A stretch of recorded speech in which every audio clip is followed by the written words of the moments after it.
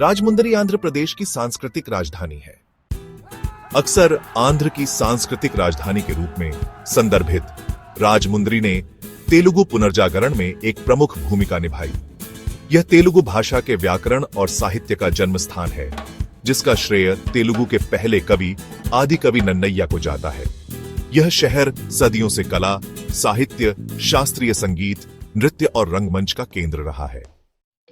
यह दक्षिण भारत के सबसे पुराने शहरों में से एक है। राजमुंदरी की स्थापना लगभग 1022 ईस्वी में पूर्वी चालुक्य राजा नरेंद्र ने की थी। हालांकि पुरातात्विक खोजों से पता चलता है कि इस क्षेत्र में ईसा पूर्व से ही लोग रहते आए हैं, जो इसे निरंतर सभ्यता वाले भारत के सबसे पुराने शहरों में से एक बनाता है।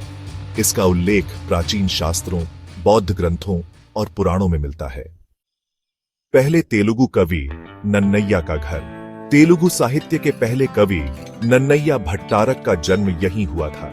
उन्होंने 11वीं शताब्दी में राजा राजनरेंद्र के अधीन महाभारत का तेलुगु में अनुवाद करना शुरू किया। उनकी वजह से राजमुंदरी को अक्सर शास्त्रीय तेलुगु साहित्य का जन्म स्थान कहा जाता है। गोदावरी ब्रिज एशिया के सबसे लंबे सड़क सह रेल पुलों में से एक है।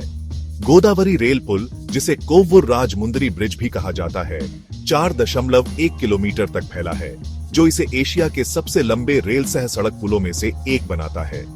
यह राजमुंदरी को कोव्वूर से जोड़ता है और गोदावरी नदी का शानदार दृश्य प्रस्तुत करता है, खासकर सूर्योदय और सूर्यास्त के दौरान। राजमुंदरी में नदी के पार 3 प्रमुख पुल हैं, जो शहर को इसकी प्रतिष्ठित क्षितिज रेखा देते हैं। राजमुंदरी में एक अनोखा नदी उत्सव है, पुष्करालू। हर 12 साल में गोदावरी पुष्करालू को बड़े पैमाने पर धार्मिक उत्साह के साथ मनाया जाता है। इस उत्सव के दौरान लाखों तीर्थयात्री गोदावरी नदी में पवित्र स्नान करने के लिए राजमुंदरी आते हैं। 2015 के पुष्करालू में 4 करोड़ से ज्यादा लोग आए थे, जो भारतीय इतिहास में सबसे बड़ी सभाओं में से एक थी। अनंत वसंत का शहर, अद्भुत जलवायु और वनस्पति। स्थानीय लोग अक्सर राजमुंदरी को अनंत वसंत का शहर कहते हैं, क्योंकि यहाँ साल के ज्यादातर समय मौसम सुहाना रहता है। शहर में फूलों की जैव विविधता भरपूर है। यहाँ के हरे भरे धान के खेत, नारियल के पेड़ और आम के बागा हैं। इसके पास ही पापीकोंडा नेशनल पार्क भी है, जहाँ दुर्लभ जानवर और आदिवासी गांव हैं। कई तेलुगु सिनेमा दिग्गजों की जन्मस्थली। राजमुंदरी से कई तेलुगु फिल्म अभिनेता, निर्देशक और संगीतकार जुड़े हैं, जिनमें शामिल हैं जंध्याला सुब्रमण्य शास्त्री, जो एक प्रसिद्ध निर्देशक और लेखक थे, जमुना, जो एक दिग्गज अभिनेत्री थीं, S.V. रंगाराव, एक और दिग्गज अभिनेता। शहर का थिएटर कला से पुराना नाता है और यह तेलुगु नाटक और सिनेमा के शुरुआती केंद्रों में से एक है। भारत के सबसे स्वच्छ नदी शहरों में से एक राजमुंदरी लगातार आंध्र प्रदेश के सबसे स्वच्छ शहरों में शुमार रहा है, खास तौर पर इसकी अच्छी तरह से बनाए गए नदी घाटों की वजह से। शहर में अच्छी तरह से बनाए गए स्नान घाट, सुंदर नदी तट उद्यान है और यह राष्ट्रीय नदी संरक्षण योजना का हिस्सा है। स्थानीय लोग नदी के किनारों को साफ रखने में बहुत गर्व महसूस करते हैं, खासकर धार्मिक त्योहारों के दौरान। आयुर्वेदिक और प्राकृतिक चिकित्सा केंद्र।